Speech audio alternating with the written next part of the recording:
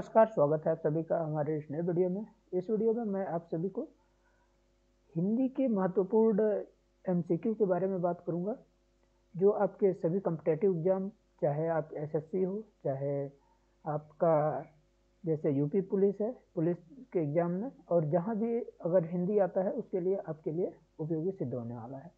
और स्पेशली ये बोर्ड के स्टूडेंट के लिए है जो अभी स्टूडेंट 10th और 12th क्लास में है उनके लिए।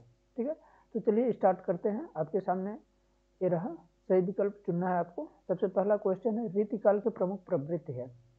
अब रीतिकाल की प्रवृत्ति क्या है, अगर आप लोगों को इसके बारे में थोड़ा भी जानकारी होगा तो आप लोग इसको आसानी से लगा सकते हैं। क्या है रीतिकाल की प्रमुख प्रवृत्ति? निरूपण, नीति निरूपण, रीति निरूपण, भक्ति निरूपण और यथार्थवाद। अब देखिए, रीति का संबंध क्या है रीति से, तो इसका आंसर क्या होगा? Option number B. ठीक है, तो इसका आंसर क्या होगा? Option number B. अब आगे चलिए, सेकंड नंबर क्या दिया गया है? सेकंड दिया गया है, रीतिकाल को अन्य नाम दिया जाता है। तो रीतिकाल को अन्य क्या नाम से जाना जाता है? चारण काल के नाम से, पहला ऑप्शन है। दूसरा है वीरगाथा काल के नाम से। तीसरा है स्वर्ण काल के नाम से। और चौथा दिया गया है श्रृंगार काल के नाम से। तो इसमें क्या है कि रीतिकाल जो है वो श्रृंगार काल के नाम से जाना जाता है। ठीक है, तो इसका आंसर क्या होगा? ऑप्शन नंबर द या फिर डी। ठीक है, चलिए अगला क्वेश्चन क्या है, रीतिबद्ध काव्य धारा के कवि हैं।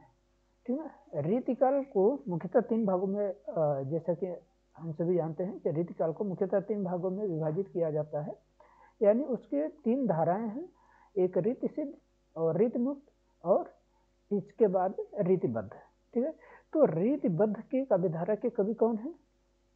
बोधा, ठाकुर, बिहारी या फिर घनानंद। तो इसका आंसर क्या होगा? स नंबर, बिहारी। ठीक है, अब देखिए, रीति मुक्त काव्यधारा के प्रतिनिधि कवि कौन है? इसका ऑप्शन है अ नंबर सेनापत, ब पद्माकर, स घनानंद, द देव। तो इसका आंसर क्या होगा? रीति मुक्त काव्यधारा के प्रतिनिधि कवि घनानंद है। ठीक है, तो इसका आंसर स होगा। चलिए अगला क्वेश्चन क्या है, प्रगतिवाद के कवि हैं। प्रगतिवाद के इसमें से कौन से कवि हैं? श्रीधर पाठक, धर्मवीर भारती, अज्ञेय, ठीक है, और केदारनाथ अग्रवाल।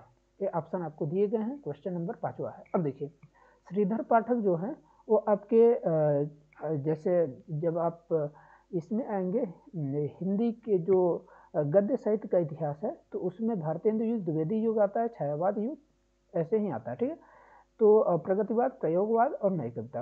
अब देखिए, प्रगतिवाद जो है तो ये आपके प्रगतिवाद के बाद प्रयोगवाद आता है।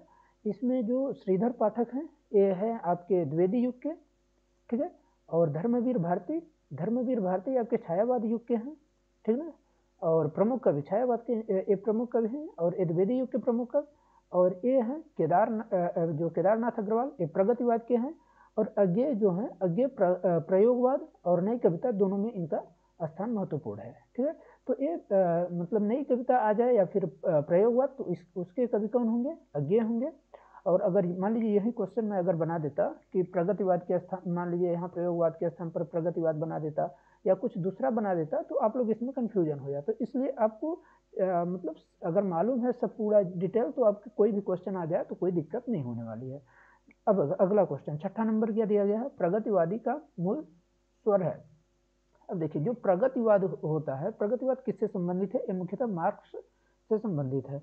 और मार्क्स की विचारधारा क्या है? शोषक और शोषित, यानी उच्च वर्ग और निम्न वर्ग से।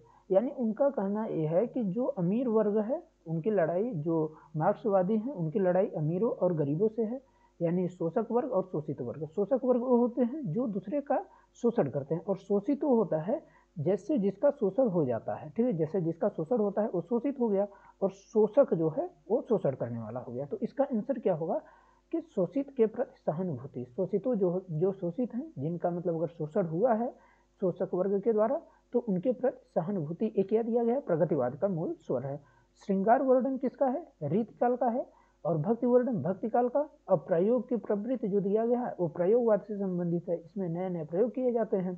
अब देखिए अगला क्वेश्चन क्या दिया गया है? 7वां, रीतिकाल में किस कवि ने वीर रस प्रधान काव्य लिखा है? अब देखिए, ये जो आपके दिख रहे हैं ये सभी रीतिकाल के कवि हैं। ठीक है, जैसे कि मैंने आपको ऊपर बताया था रीतिबद्ध रीति मुक्त के कौन से कवि हैं। तो इसमें क्या दिया गया है कि वीर प्रधान। अब वीर प्रधान का मतलब कि वीर रस प्रधान क्या होता है कि किसी की वीरता के बारे में उन्होंने बताया हो। तो इसमें से कौन सी कवि हैं? बिहारी क्या वीर रस के कवि हैं? नहीं, ये बिहारी जो है श्रृंगार रस के, मतलब जो इनका जो काव्य था वो मेन रूप से दरबारी काव्य था। ठीक है, ये दरबार में रहते थे। तो इनका मतलब वीर रस प्रधान इनकी कविताएं नहीं है। वीर रस प्रधान कविताएं किसकी है? वीर रस प्रधान कविता भूषण की है। भूषण की जैसे आप लोग जानते होंगे कि छत्रसाल दशक हो गया, तो इसमें छत्रसाल के बारे में वर्णन किया गया है।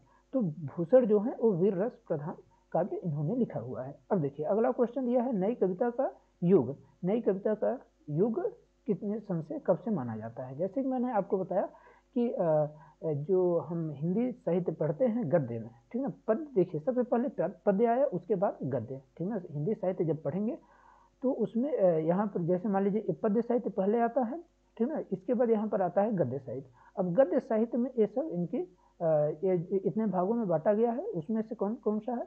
पहला जो दिया गया है वो आपका रहेगा आधुनिक, तो मतलब आधुनिक काल के अंदर ये सब आते हैं। आधुनिक काल के अंदर भारतीय युग। दूसरा क्या दिया है? द्विवेदी युग। ठीक है, तीसरा क्या दिया गया है? तीसरा दिया गया है छायावाद युग। और चौथा क्या है? प्रगतिवाद। पांचवा क्या है?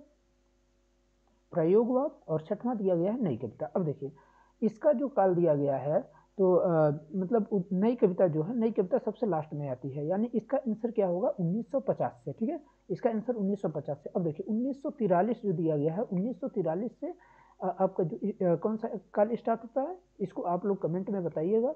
और 1936 से कौन चलता है? देखिए 1936 से आपका 1918 से 1936 तक चलता है छायावाद युग। 1936 से 1943 तक चलता है प्रगतिवाद युग। और 1943 से 1950 तक चलता है प्रयोगवाद युग। और 1950 से आज तक जो अभी तक जो किया जाता है, जो जितने भी काव्य हैं उनको नई कविता के अंदर रखा जाता है। ठीक है, अगला क्वेश्चन क्या दिया गया है? भक्ति काल की समय सीमा है। देखिए भक्ति काल जो मैंने बताया कि आप लोग को जैसे हिंदी साहित्य की जब इतिहास पढ़ेंगे तो उसमें जो काल विभाजन दिया गया है यानी हिंदी साहित्य को, तो उसको आप जब करेंगे पद्य साहित्य को, तो पद्य साहित्य में क्या होता है, क्योंकि गद्य साहित्य आपका तो 1800 के बाद से आया, ठीक है, लेकिन पद्य साहित्य पहले से था भारत में। ठीक है, और जो पद्य साहित्य था उसको पहले हम मतलब जो आधुनिक काल तो अभी वर्तमान का हो गया, ठीक है, आदिकाल था, इसके बाद भक्ति काल, फिर रीतिकाल, इसके बाद जो आपका स्टार्ट होता है आधुनिक काल। तो इसमें पूछा गया है कि भक्ति काल की समय सीमा क्या है। तो भक्ति काल की जो समय सीमा है वो देखिए संवत जो दिया गया है, देखिए अब यहाँ पर मैं आपको सबके बारे में बताऊंगा डिटेल से। पहला दिया गया है संवत 1050 से 1375। 1050 के लगभग से जो ये लगभग में है, ठीक है, क्योंकि अभी तक किसी का भी मतलब मेन रूप से जो आदिकाल है इन सब के बारे में स्पष्ट नहीं है, क्योंकि ये जो कवि हैं हमारे जो भारत के कवि थे उन्होंने आदि जो आपके आधुनिक काल में उन्होंने इसके समय सीमा निर्धारण किया। इसमें बहुत से कवि थे, तो मतलब उनमें से अलग अलग कवियों के बारे में ये है कि उनका मतलब वो अलग अलग इसका निर्धारण किए हैं। तो जैसे जो सबसे प्रमुख माना जाता है तो उसमें यही काल है जिसको जिसको अभी तक दिया गया है, क्योंकि उस टाइम पर आचार्य जो शुक्ल थे उन्हीं के हिसाब से चलता था पूरा सब कुछ। तो इसमें क्या है कि 1050 से 1375 ये क्या हो, ये आपका जो आ जाएगा ये आदिकाल है। अब 1375 से 1700 तक क्या है? भक्तिकाल, ठीक है, यानी भक्ति से संबंधित इसमें काव्य लिखे गए, ठीक है। और जो इसमें था सन नंबर, यानी इसको स्वर्णिम काल भी कहते हैं। अगर आपसे स्वर्णिम काल की पूछ लिया जाए तो यही होगा। और वीरता से संबंधित जो क्वेश्चन पूछा जाता है, जैसे वीर गाथा मतलब काल किसे कहते हैं, या फिर वीरता से संबंधित किस काल में लिखा गया है काव्य, तो इसका आंसर अ लगाइएगा, ठीक है, मतलब 1050, क्योंकि उसमें जो थे आपके जैसे परिमल रासो ये सब जो काव्य लिखे गए हैं तो वो 1050 से 1375 के बीच में लिखे गए थे ये सब। और ये जो है भक्ति काल के हैं, ठीक है। और ये सन नंबर जो है वो कौन से हैं? सन नंबर जैसे आपको मैं रीतिकाल बताया तो रीतिकाल 1700 से 1900 है। और 1900 से आज तक जो माना जाता है वो कौन सा है? आधुनिक काल। अब देखिए लास्ट क्वेश्चन है, पद्य साहित्य को कितने काल में विभाजित किया जाता है? मैंने बताया पद्य साहित्य को, ये सब पद्य साहित्य के ही अंदर में है। पद्य साहित्य को मुख्यतः 4 भागों में विभाजित किया जाता है। उसमें कौन कौन सा है? पहला आदिकाल, दूसरा जो है आपका भक्तिकाल, तीसरा जो है रीतिकाल और चौथा कौन सा है, आधुनिक काल। ठीक है, तो इसका आंसर क्या होगा, स नंबर यानी 4। ठीक है, तो आशा करता हूँ कि आप सभी को ये वीडियो पसंद आई होगी। अगर वीडियो आपको अच्छी लगी हो तो अपने दोस्तों तक इसको शेयर कर सकते हैं। अगर आपको वीडियो में कुछ भी समस्या मतलब आ रही है, यानी किसी भी प्रकार की अगर कन्फ्यूजन है या फिर कुछ भी गलत आपको लगता है तो आप लोग कमेंट में ज़रूर बताइए। और आप लोग ये भी बता सकते हैं कि आप लोगों को वीडियो कैसी लगी। ठीक है, और आप हमारे अगर चैनल पर नए हो तो इसको सब्सक्राइब कर लीजिए और बेल आइकन प्रेस कर लीजिए। ठीक है, धन्यवाद। पढ़ते रहिए, स्वस्थ रहिए, मस्त रहिए।